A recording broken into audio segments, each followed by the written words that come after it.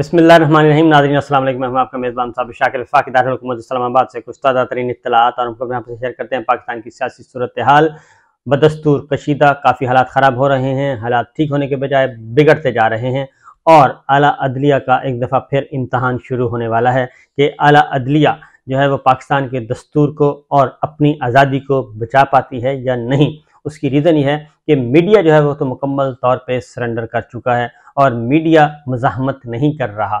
और मीडिया इसलिए मज़ाहमत नहीं कर रहा कि बेशुमार किस्म के मुकदमात और बाकी दीगर जो मफादात हैं वो और बहुत सारी कमज़ोरियाँ और बहुत सारी फ़ाइलें और बहुत सारे मफादात वो इस नौइयत के हैं कि शायद अब जो पाकिस्तान की सूरत हाल, फिर मुकदमात और गिरफ्तारियाँ और धमकियाँ, ये सारी चीज़ें इस हालत तक पहुँच चुकी हैं कि अब आपको कौमी ज़राए अबलाग पे चीज़ें नज़र नहीं आएंगी। कौमी ज़राए अबलाग, पाकिस्तान का इलेक्ट्रॉनिक मीडिया, पाकिस्तान का प्रिंट मीडिया, वहाँ पे आपको यकतरफ़ा रिपोर्टिंग, यकतरफ़ा खबरें नज़र आएंगी और वो सारी की सारी एक ही सोच की हामिल होंगी, यानी सरकारी सच और सरकारी झूठ, इसके अलावा कुछ नहीं होगा। और अब मामला है पहुँचा हुआ है, अब कौन बचा सकता है। मैं पहले तो आपको ये बताऊँ, क्योंकि उसकी रीज़न है कि चीज़ें जो हैं जिस तरीके से बैकडोर चैनल पे पसे पर्दा हो रही हैं और जो इरादे हैं वो इरादे काफ़ी ख़तरनाक हैं। इरादे ऐसे ही हैं जी कि 3 साल से पहले जो ये टेक्नोक्रेट सेटअप है ये उस वक्त तक जारी और सारी रखने का इरादा है जब तक के सियासी मामलात जो हैं वो इस्टेब्लिशमेंट के मुकम्मल तौर पे कंट्रोल में नहीं आ जाते और उस वक्त तक ये जो है इलेक्शन का इनकाद उसको डिले किया जाता रहेगा। और उसमें जो हदफ था, पहला और आखिरी हदफ, वो यही था कि पाकिस्तान तहरीक इंसाफ और इमरान खान जो हैं वो नाकारा करार दे दिए जाएं, वो नाकारा हो जाएं और उनका पॉलिटिकल रोल जो है पावर कॉरिडोर्स में वो ना पहुंच सकें। लेकिन वो सारे का सारा जो प्लान है या वो सारे का सारा प्रोजेक्ट है वो हो गया फ्लॉप, नाकाम तरीन हो गया है और उस सिलसिले में कोई कामयाबी हासिल नहीं हो रही। अब उसकी रीज़न कुछ वजूहात जो हैं वो मौजूद हैं। वो ज़ाहिर है एक हर पॉलिटिकल फ़िलासफ़ी भी अपनी जगह मौजूद है, पॉलिटिकल रियलिटीज़ मौजूद हैं, उनको आप यकलख्त ख़त्म नहीं कर सकते। तो बहरहाल जो चीज़ें चल रही हैं वो अब चीज़ें जो पॉलिटिकल पार्टीज़ हैं, पॉलिटिकल प्लेयर्स हैं जिन्होंने रहना है फील्ड में, अब मुस्लिम लीग नवाज़ के लिए भी, पाकिस्तान पीपल्स पार्टी के लिए भी और JUI के लिए भी। JUI तो खैर एक साइड पे बैठी है, अब वो 3 में है ना 13 में है, जो कुछ उन्होंने करना था वो कर लिया। अब पीपल्स पार्टी की सर्वाइवल का मसला है और उसके बाद है मुस्लिम लीग नवाज़। मुस्लिम लीग नवाज़ के लिए जितनी भी 16 महीने तक बड़ी मेहनत और बड़ी तगोदौ की गई, लेकिन मुस्लिम लीग नवाज़ अवामी पजीराई नहीं हासिल कर सकी और अभी भी इस वक्त भी अगर इलेक्शन होते हैं तो पाकिस्तान तहरीक इंसाफ और इमरान खान साहब ही जीतते हैं, कोई और नहीं जीतेगा। इसके बावजूद इमरान खान साहब सज़ा हो चुकी है, उनको नाअहल करार दे दिया गया है, पाकिस्तान तहरीक इंसाफ एक बड़ी पॉलिटिकल फोर्स के तौर पे मौजूद है। तो बहरहाल वापस आते हैं कि अब तक मैं आपको तरतीब से बता देता हूँ कि सिचुएशन क्या है।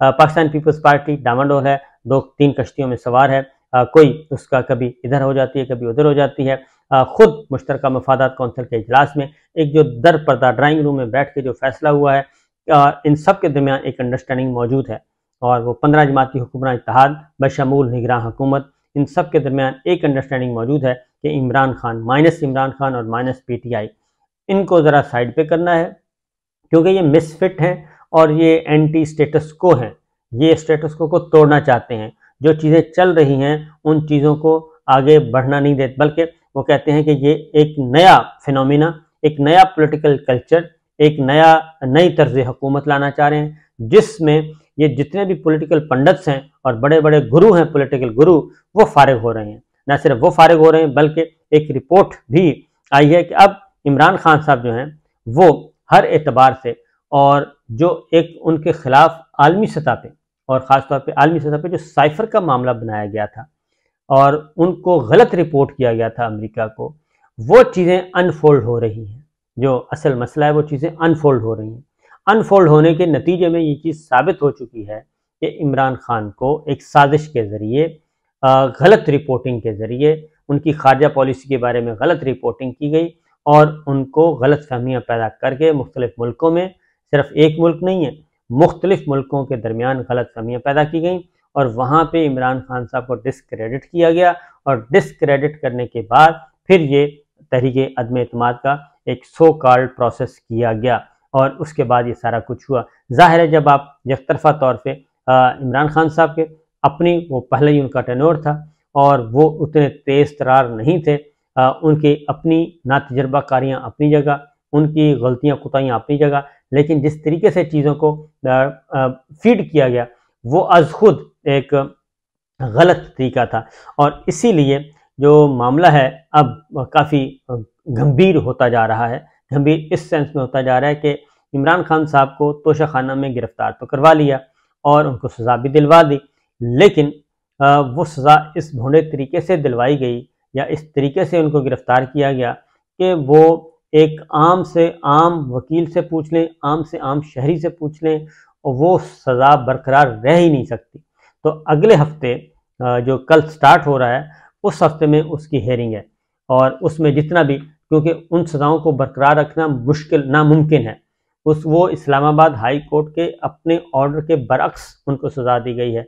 सुप्रीम कोर्ट ऑफ पाकिस्तान की बहुत सारी जजमेंट्स के बरक्स उनको सज़ा सुनाई गई है और जितनी उजलत के साथ और जिस तरीके से वो हमारे सामने है। इसलिए हुआ ये है कि अब इमरान खान साहब अगर बाहर आते हैं रिहा होके तो उसके बाद तो वो बिल्कुल पहले ही उनकी इतनी पजीराई है और उसके बाद तो वो मज़ीद ताकतवर हो जाएंगे पॉलिटिकली, इसलिए उनको रोकना मकसूद है हर सूरत में कि वो बाहर ना आने पाएँ।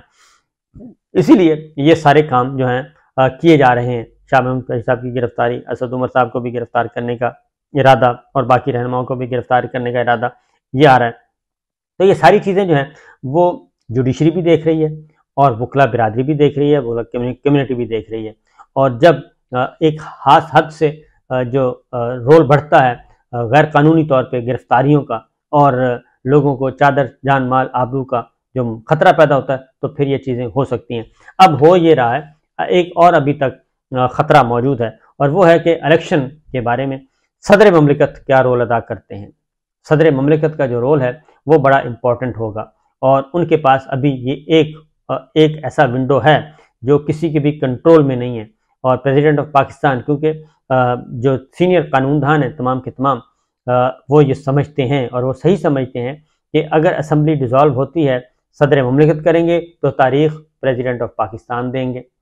इसी तरीके से यही असूल गवर्नर पंजाब में जो यही बहस होती रही। खैबर पख्तूनख्वा के गवर्नर ने कहा जी असम्बली तो मैंने तोड़ी है, तो उधर कोई और आर्गूमेंट कर रहे थे। पंजाब के गवर्नर कह रहे थे मैंने असम्बली नहीं तोड़ी, इसलिए मैं तारीख नहीं दे देता। वो फिर प्रेसिडेंट ऑफ पाकिस्तान ने तारीख दे दी थी। खैबर पख्तूनख्वा के गवर्नर ने कहा कि हालात ठीक नहीं है लेकिन असम्बली मैंने तोड़ी है, मैं तारीख नहीं दे सकता, हालांकि उन्होंने देनी थी। तो ये उस वक्त से ये सारे का खिचड़ी जो पकाई जा रही थी। अब फिर प्रेसिडेंट ऑफ पाकिस्तान की बारी है, सदर अलवी साहब की। वो आर्टिकल 48 के तहत वो दे सकते हैं जो है तारीख, क्योंकि बैरिस्टर अली जफर साहब, चौधरी एतजाज हसन साहब, सरदार अली खोसा साहब, ये सब के सब ये सारे काम कर रहे हैं और उसकी तरफ बढ़ रहे हैं। अब इन्होंने वकला को पॉलिटिशियंस के बाद पहले मीडिया को फारिग किया, पॉलिटिशियंस को फारिग किया यानी कि अपोजिशन को, और उसके बाद ये वकला की तरफ बढ़ रहे थे। वकला में सरदार लतीफ़ खान खोसा साहब, डॉक्टर बाबर अवान साहब, अजहर सदीक साहब और इनके खिलाफ, और फिर शेर अफजल मरवत साहब, फिर ख्वाजा हारिस साहब, आहिस्ता आहिस्ता वकला की नईम हैदर पंजोता, इनकी तरफ जब वकला के खिलाफ इंतकामी कार्रवाइयाँ शुरू हो चुकी हैं और उनके घरों पर छापे मारने शुरू हो गए, तो ये जो चीज़ है ये मज़ीद सामने आ गई है कि इससे तो फिस्तायत मज़ीद बढ़ेगी। तो इसलिए जी वो मुख्तलिफ जो बार एसोसिएशंस हैं, मुख्तलिफ बार कौंसल्स हैं मुल्क भर की, वो हो रही हैं जमा और एहतजाज अंदर खाने एहतजाज भी हो रहा है और वो उनकी मीटिंग्स भी चल रही हैं, उनके राब्ते भी हो रहे हैं और एक बहुत बड़ी वकला तहरीक और एक वकला इत्तेहाद जो है वो मारज़ वजूद में आने वाला है। और उसको कैसे रोकेंगे, क्योंकि माजी में हमने देखा है कि वकला एक ऐसी कम्युनिटी है कि जब वो आती है मुत्तहिद होकर तो फिर उनको रोका नहीं जा सकता। तो ये जो चीज़ें हैं बेंच और बार जब एक हो जाएंगे तो मामला जो है वो आगे की तरफ बढ़ेंगे। इसलिए ये जो अल्टीमेटली है, जो असल खबर आपको मैं दे दूं कि काकड़ हुकूमत पे प्रेशर बढ़ेगा और उसकी वजह से इसलिए बढ़ेगा कि सुप्रीम कोर्ट में इसी महीने या आइंदा अगले हफ्ते तक, मेरा अपना ख्याल है कि इसी हफ्ते कोई ना कोई एक्टिविटी सुप्रीम कोर्ट में हो जाएगी और मुख्तलिफ दरख्वास्तें जाएंगी, क्योंकि पाकिस्तान तहरीक इंसाफ की दरख्वास्त भी जानी है और अगर पाकिस्तान पीपल्स पार्टी अपोज करेगी, क्योंकि इसमें नोटिस होना है। इसमें नोटिस होगा, सियासी जमातों को भी नोटिस होगा और मुश्तरका मफादात कौंसिल को भी नोटिस होना है। और मुश्तरका मफादात कौंसिल में सारे वज़राए आला मौजूद थे और उनको भी नोटिस होगा। जब सियासी जमातों से मौक़िफ़ पूछा जाएगा कि आए जनाब आके बताएं कि आप इलेक्शन चाहते हैं या नहीं चाहते, तो उस वक्त इनकी कलई खुल जाएगी और उस वक्त तो वाहिद जो फोर्स सामने नजर आएगी, जमहूरियत की फोर्स जो है वो आएगी पाकिस्तान तहरीक इंसाफ। और पाकिस्तान तहरीक इंसाफ के बारे में ये कहते थे कि ये इस्टेब्लिशमेंट की बगल बच्चा है, ये सिलेक्टर्स और सिलेक्टेड की गर्दान है। अब ना ही वो इस्टेब्लिशमेंट की बगल बच्चा है, बल्कि पिछले 16 महीनों में जो पाकिस्तान तहरीक इंसाफ के साथ और उनके रहनुमा के साथ और उनके लाइक माइंड लोगों के साथ, यानी ये पहला दूसरा तीसरे दर्जे की क़यादत के साथ और उनके जो लाइक माइंडेड थे या उनके प्रो नैरेटिव के लोग थे, उनके खिलाफ भी जो कुछ हो चुका है, अब इस पे ये बात आ चुकी है। इमरान खान साहब को ना इक़्तिदार पहले इस्टेब्लिशमेंट की बिसाखियों की वजह से मिला और ना आइंदा बिसाखियों की वजह से उनको मिलना है। वो सिर्फ फ्री एंड फेयर इलेक्शन मांग रहे हैं। वो जेल में बैठ के भी ये कह रहे हैं कि मुझे आप भले जेल में रखें, मुझे आप डिस्क्वालीफाई करें, लेकिन इलेक्शन करवाएं।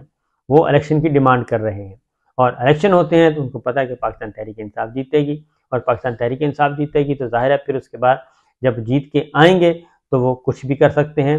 उनके पास इख्तियार होगा, लेजिस्लेशन का इख्तियार होगा, सब कुछ करने का इख्तियार होगा। और जब एक दफ़ा जो इख्तियार और निकलता है, इख्तियार और इख्तियार छिन जाता है, तो उसके बाद आपको मालूम है कि जो इस वक्त हो रहा है पाकिस्तान तहरीक इंसाफ के साथ और मुस्लिम लीग नवाज़ जो हैं वो भी आगे पीछे होने वाले हैं, बल्कि हो चुके हैं। और डार साहब भी बैरून मुल्क जाने की तैयारियां कर रहे हैं, शहबाज शरीफ साहब भी जाने की तैयारियां कर रहे हैं, मरियम भी जाने की तैयारियां कर रहे हैं। ये सब के सब अब उड़ान भर रहे हैं। इनको ख़तरा है कि ये चीज़ें जो हैं, क्योंकि बैलेंस करने का चक्कर जो है, इस्टेब्लिशमेंट को अपने आप को इम्पार्शल भी साबित करना है, निगरान हुकूमत को भी अपने गैर जानिबदार साबित करना है। तो ये सारी चीज़ें जब आगे बढ़ेंगी तो हालात व वाक़यात इनके हाथ से निकल सकते हैं।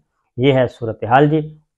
तो देखिए, देखते रहिए, तमाशा लगा हुआ है, खूब लगा हुआ है। और इसमें नुकसान किसका हो रहा है? पाकिस्तान का, पाकिस्तानियों का, पाकिस्तान की इकॉनमी का। जितना ज़्यादा ये डिस्टेबल होगा, जितना ज़्यादा गैर आइनी गैर कानूनी इक़दाम किए जाएंगे, तो नुकसान हमेशा मुल्क का होता है और शहरियों का होता है। जो अशराफिया है उनको कुछ नहीं होता। इजाज़त दीजिए, अल्लाह हाफ़िज़।